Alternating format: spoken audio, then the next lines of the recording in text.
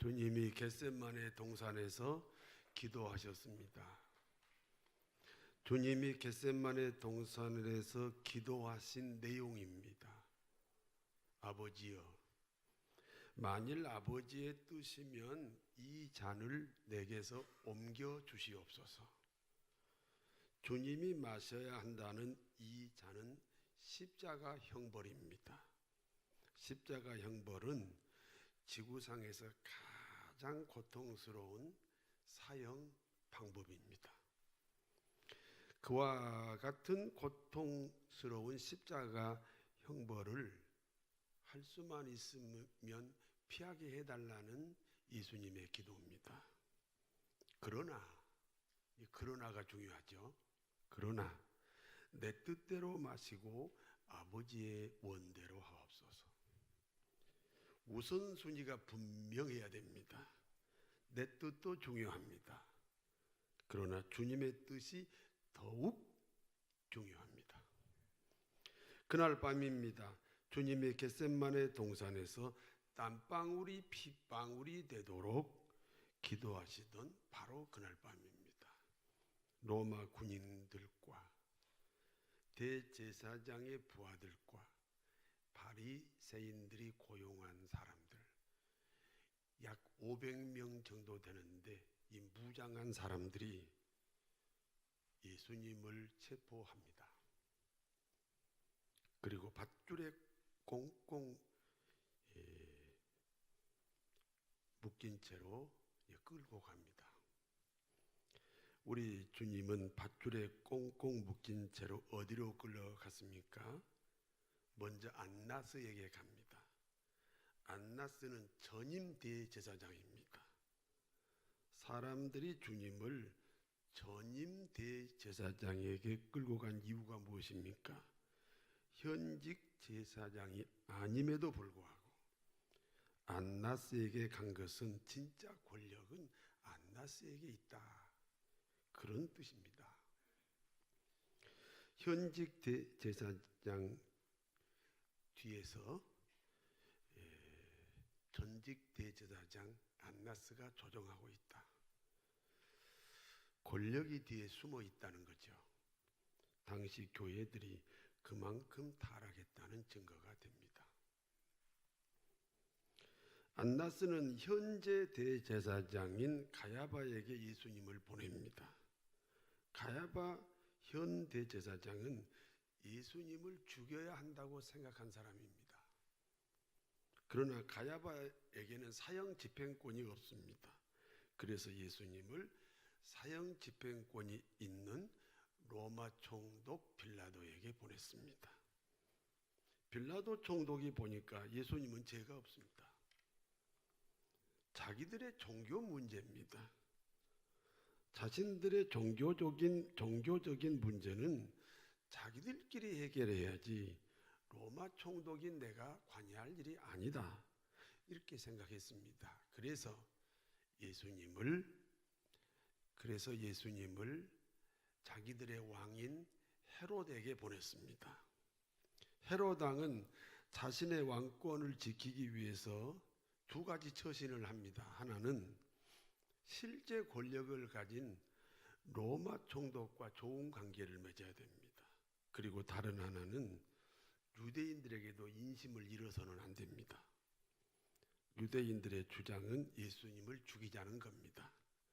그러므로 사형 집행권이 있는 빌라도 총독에게 다시 예수님을 보냈습니다. 빌라도 총독은 아무리 조사해도 예수님을 사형시킬 만한 죄가 없습니다. 그와 같은 때 유명한 죄수가 한 사람 있습니다. 시대에 따라서 유명한 죄수가 한 사람씩 있어요. 이름이 바라바입니다. 바라바는 모든 유대인들에게 공포의 대상이고 분노의 대상입니다. 마땅히 사형을 시켜야 하는 사람입니다. 그래서 빌라도가 유대인들에게 제안합니다. 이번 6월절에는 전례에 따라서 한 사람을 사면시킬 수가 있다. 바라바냐 예수냐? 빌라도 입장에서는 당연히 예수를 사면시켜라 이렇게 주장할 줄 알았습니다. 왜냐하면 예수와 바라바는 비교 대상이 아니기 때문입니다. 그때 유대인들이 소리쳤습니다. 바라바요. 바라바를 석방하고 예수를 십자가에 못 박으라는 아우성입니다. 사실 바라바를 석방하고 예수를 죽이라는 유대인들의 정체가 뭐예요? 잘 생각해야 돼요. 당시 유대인들의 정체는 오늘날 교회입니다. 다시 말해서 교회가 예수를 죽여야 한다는 겁니다. 복음을 전하지 않는 교회가 있습니다. 도덕이나 외치고 윤리나 가르칩니다. 교회가 구원을 선포하지 않습니다. 교회에 가면 영생 구원을 얻어야지요. 그런데 영생 구원과 상관없는 것만 가르칩니다. 그와 같은 교회는 예수님을 죽이자는 유대인의 모임과 같습니다. 그때 빌라도 총독이 유대인들에게 이렇게 말합니다. 나는 예수에게서 사형을 시킬 만한 죄를 발견하지 못했다. 요한복음 19장 12절입니다. 그러함으로 빌라도가 예수를 놓으려고 힘썼으나 죄가 없으니까 빌라도가 예수를 놓으려고 석방시키려고 힘썼으나 유대인들이 소리질러 이르되 이 사람 예수를 놓으면 가이사에게 충신이 아닙니다. 무릇 자기를 왕이라고 하는 자는 가이사에게 반역하는 것입니다. 그래가지고 압력을 가하는 거죠. 사실 유대인들이 가장 미워하는 사람이 로마 황제 가이사입니다. 그런데 예수를 죽여야 한다는 이유 때문에 로마 황제를 자신들의 유일한 왕으로 고백합니다. 스스로 왕이라고 하는 예수를 죽이지 않으면 로마 황제 가이사에게 반역죄가 된다. 이렇게 떠들었습니다. 예수를 죽일 수만 있다면 자신들의 증오 대상인 로마 황제에게라도 충성하겠다는 겁니다. 그렇습니다. 사단은 자신의 목적을 성취하기 위해서는 어제의 적이 오늘의 친구가 되고요. 자신들의 목적을 성취하기 위해서는 오늘의 친구가 내일의 적이 되기도 합니다. 마태복음 27장 24절 이하의 말씀입니다. 빌라도가 아무 성과도 없이 도리어 밀란이 나려는 것을 보고 물을 가져다가 무리 앞에서 손을 씻으며 이르되 이 사람의 피에 대하여 나는 무죄하니 너희가 당하라. 백성이 다 대답하여 이르되 그 피는 예수님을 죽인 그 피는 우리와 우리 자손에게 돌릴지어다. 이에 바라바는 그들에게 놓아주고 석방시키고 예수는 채찍질하고 십자가에 못 박히게 넘겨주니라. 예수를 죄 없다 하여 풀어주면 밀란이 일어날 수도 있다는 거죠. 그러므로 자신의 손을 씻으면서 이렇게 말합니다. 무죄한 사람을 죽이면 반드시 죄값을 치러야 한다. 그러므로 나는 예수를 죽이고 싶지 않다. 그러나 너희가 예수를 죽여야 한다는 것이다. 그렇다면 그 죄값은 너희가 받으라. 그때 유대인들이 대답합니다. 그 핏값은 우리와 우리 자손에게 돌려라.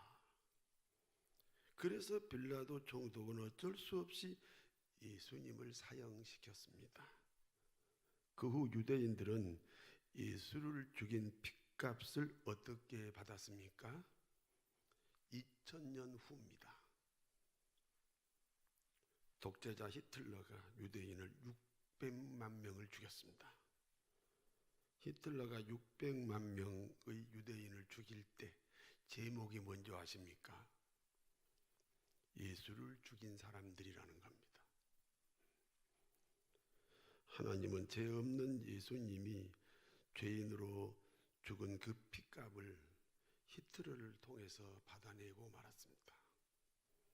드디어 예수님은 사형 언도를 받고 십자가를 지셨습니다. 사람들이 예수님을 희롱합니다. 구경 나왔던 구레네 시몬이 예수님의 십자가를 갑자기 지게 됩니다. 그렇습니다. 예수님 믿는 모든 그리스도인은 예수님의 십자가를 함께 지고 가야 됩니다.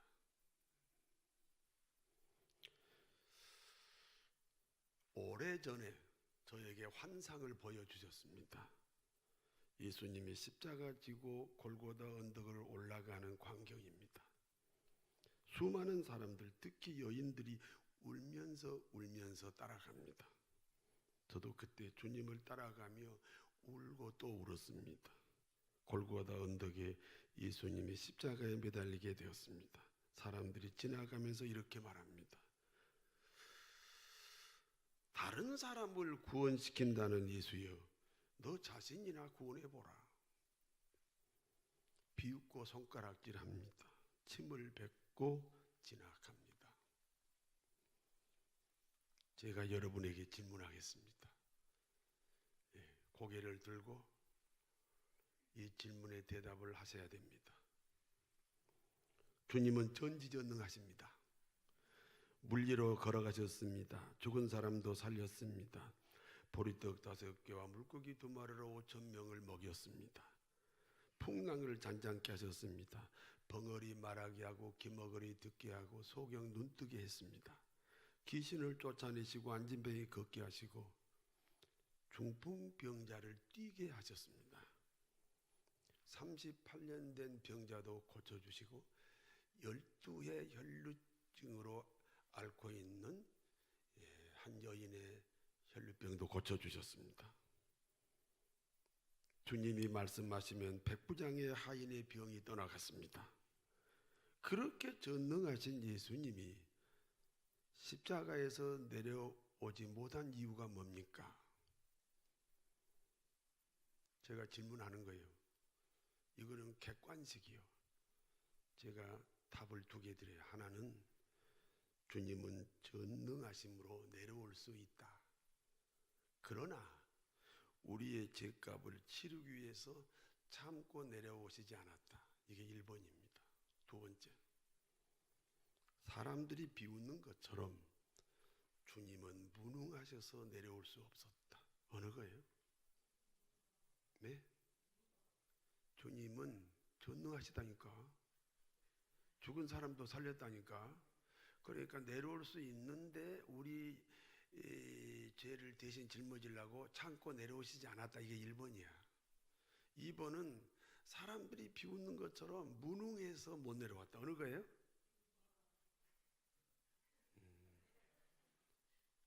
자신 없어도 고개를 들어요.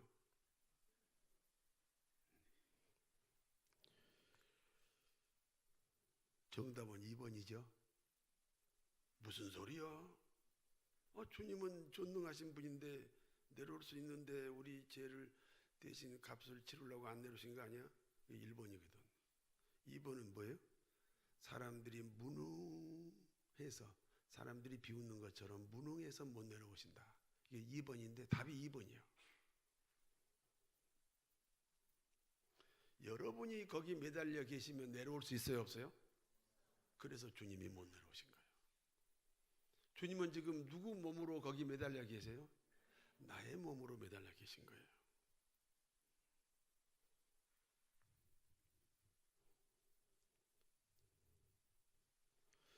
주님은 지금 저와 여러분의 몸으로 거기 매달려 계세요. 그걸 고백해야 돼요. 그걸 여러분이 고백해야 돼요. 내 몸으로 매달려 계시는 거예요. 내 죄값은 내가 치러야지. 그래서 주님은 하나님이시지만 인간으로 오셔서 내가 되어주신 거예요. 거기 너 있었는가 그때에 주님 그 십자가에 달릴 때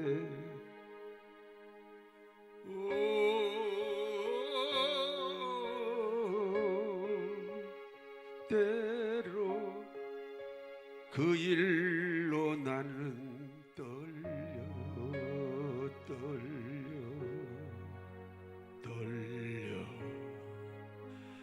거기 너 있었는가 그때에 거기 너 그때에 주님 그 무덤 속에 누일 때 거기 내가 무덤 속에 누일 때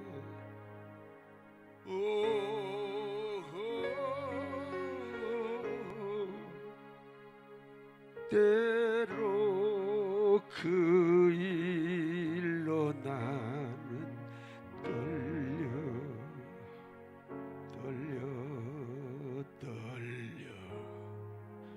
거기 너 있었는가 그때에 거기 너 있었는가 그때에 주님 그 무덤에서 나올 때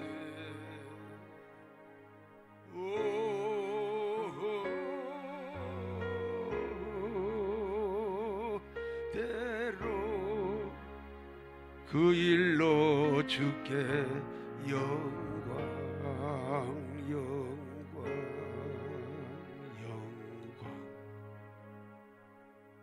거기 너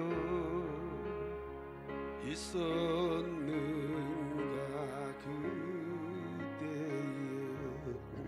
성도 여러분, 주님의 십자가가 나의 십자가가 될 때 주님의 부활이 나의 부활이 됩니다. 예수님이 십자가에 매달려 계실 때 좌우편에 동일하게 예수님처럼 동일하게 십자가에 매달린 강도 두 사람이 있었습니다. 누가복음 23장 39절에서 41절 같이 읽습니다. 달리는 행악자 중 하나는 비방하여 이르되 내가 그리스도가 아니냐 너와 우리를 구원하라 하되 하나는 그 사람을 꾸짖어 이르되 내가 동일한 정죄를 받고서도 하나님을 두려워하지 아니하느냐 우리 행한 일에 상당한 보응을 받는 것이니 이에 당연하거니와 이 사람이 행한 것은 옳지 않는 것이 없느니라. 십자가에 매달린 왼편 강도가 예수님에게 말합니다. 야, 내가 그리스도야? 그러면 너와 우리를 구원시켜. 너는 가짜 그리스도지. 그러니까 거기 꼼짝없이 매달려 있는 거지. 이렇게 비난합니다. 그때 십자가에 매달린 오른편 강도가 왼편 강도를 꾸짖습니다. 너와 나는 마땅히 십자가형을 받을 만한 죄를 지었다. 너와 나는 마땅히 십자가형을 받을 만한 죄를 지었다. 그런데 여기 예수는 죄가 없는데 우리와 동일하게 벌을 받고 있다.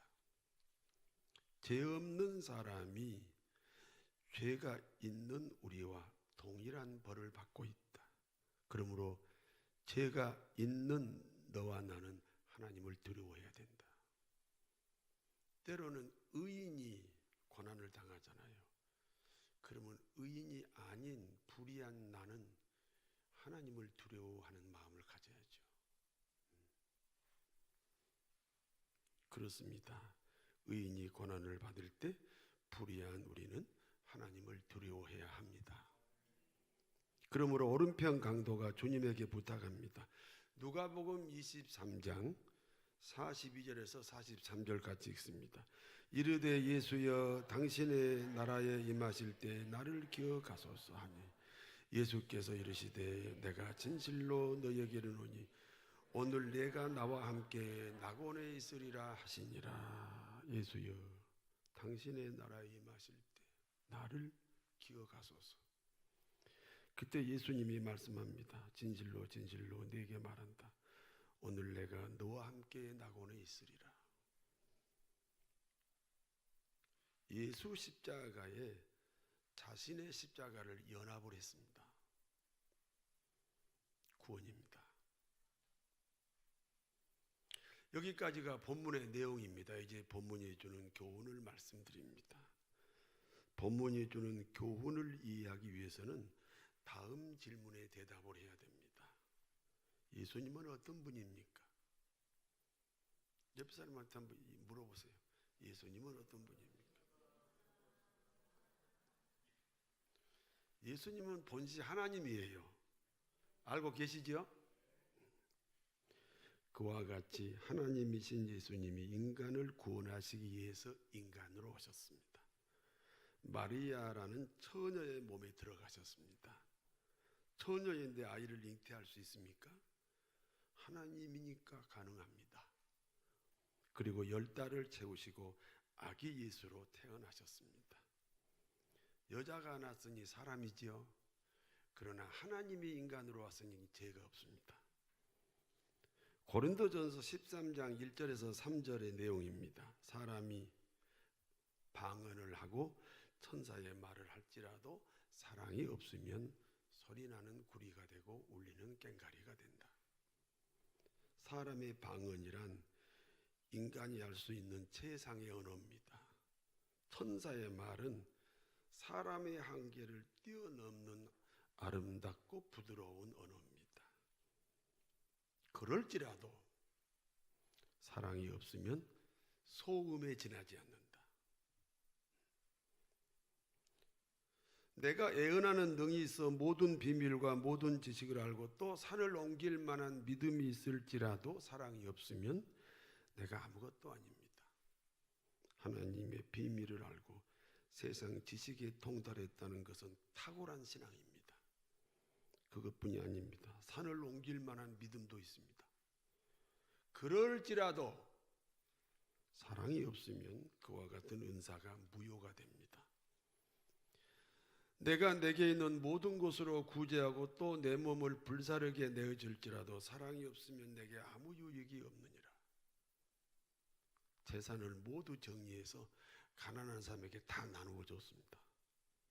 그것도 모자라서 자신의 장기를 모두 떼어내어 가난한 하고 병든 자들에게 나누어 줬습니다. 그리고 자기는 생을 마감했습니다.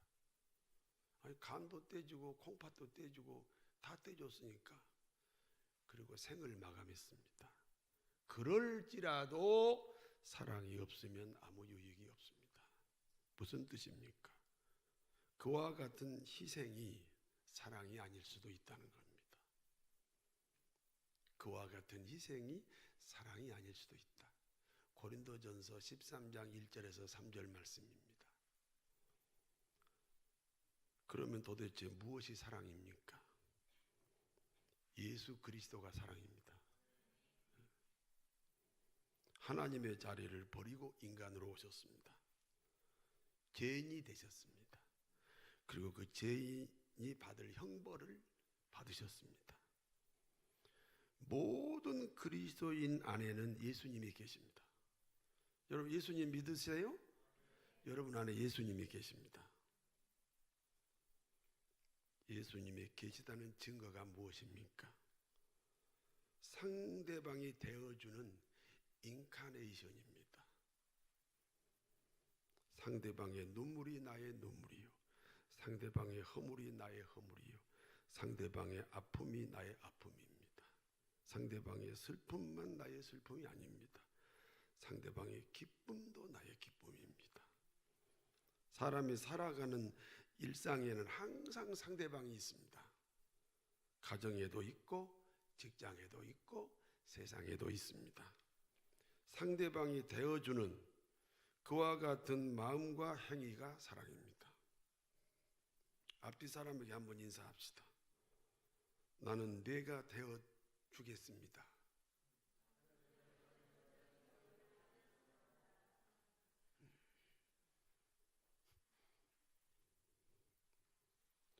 그러므로 예수님의 사랑을 다른 사람에게 흐르게 하는 겁니다. 두 번째입니다. 그리스도인이란 주님을 따라가는 사람들입니다. 그리스도인이란 누구를 따라가는 사람이요? 예수님을 따라가는 사람들입니다. 주님이 베들레헴 마구간에 태어날 때 그때 사람들이 있었습니다. 예수님의 부모가 있었습니다. 밤을 새우며 양을 지키던 목자들이 있었습니다. 동방 박사가 있었습니다. 그 중에 한 사람이 나 자신이라는 고백이 있어야 됩니다. 주님을 따르는 사람이니까.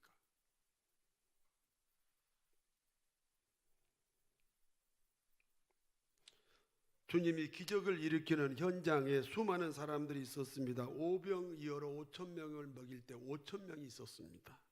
나면서 소경의 눈을 뜨게 할 때도 사람들이 있었습니다. 12의 혈루증 여인을 치료할 때도 사람들이 있었습니다. 배를 타고 항해하는 길에 풍랑을 꾸짖었습니다. 그때도 12제자가 있었습니다. 주님이 기적을 행하실 때마다 주님 옆에는 항상 사람들이 있었습니다. 그 어떤 사람 중에 한 사람은 자기 자신이라는 고백이 필요합니다. 그래야 주님을 따라가는 사람입니다. 이해가 되십니까? 다시 말씀드립니다. 우리는 기독교인입니다. 기독교인은 주님을 따라가는 사람들입니다. 주님이 십자가에 매달려 계실 때 그때 누가 주님을 그 자리까지 따라갔습니까? 우리가 예수 믿는다는 말은 누구를 따라가는 사람들이요? 그러면 이제 십자가 지실 때 거기까지 따라가야죠. 그때 예수님이 십자가 질 때 그때 누가 옆에 있었나요? 누가 있었어요? 그렇습니다. 강도가 있었습니다. 그러면 그 강도를 자기 자신으로 고백해야 됩니다. 강도는 강도인데 왼편 강도는 아닙니다. 자신의 십자가와 예수님의 십자가를 연합시킨 오른편 강도입니다. 주님의 말씀입니다. 나는 의인을 부르러 오지 않았다. 나는 죄인을 부르러 왔다. 자신을 오른편 강도라고 고백하지 않고는 주님을 끝까지 따라가는 사람이라고 말할 수 없습니다. 너는 남편 앞에 강도 아내다. 나는 아내 앞에 강도 남편이다. 잘 생각해봐. 나는 부모 앞에 강도 자식이다. 나는 자식 앞에 강도 부모다. 나는 하나님 앞에 강도 같은 신자다. 나는 교회 앞에 강도 같은 교인이다. 여러분, 강도가 뭐예요? 강도는 뭘 빼앗아가는 거죠? 강도가 나타나가지고 얼마가 필요해? 50만 원. 50, 그건 강도 아니죠. 얼마 있어? 빼앗아가는 게 강도인데 우리는 상대방의 행복을 빼앗아가는 사람들이지. 아내의 행복을 빼앗아가는 남편, 남편의 행복을 빼앗아가는 아내, 부모의 행복을 지금까지 빼앗아가는 자식, 자식의 행복을 빼앗아가는 부모. 하나님 앞에 강도 같은 신자, 교회 앞에 강도 같은 교인이죠. 그와 같은 고백이 십자가 선상까지 따라간 그리스도인이라는 겁니다. 다시 말씀드려요. 주님을 예수 믿는 사람은 누구를 따라가야 돼? 그런데 잘 따라가다가 십자가 선상에서는 다 도망가고 누구만 따라갔어요? 누구만 따라갔냐고? 여러분이 강도가 돼야지. 그래야 거기까지 따라갑니다.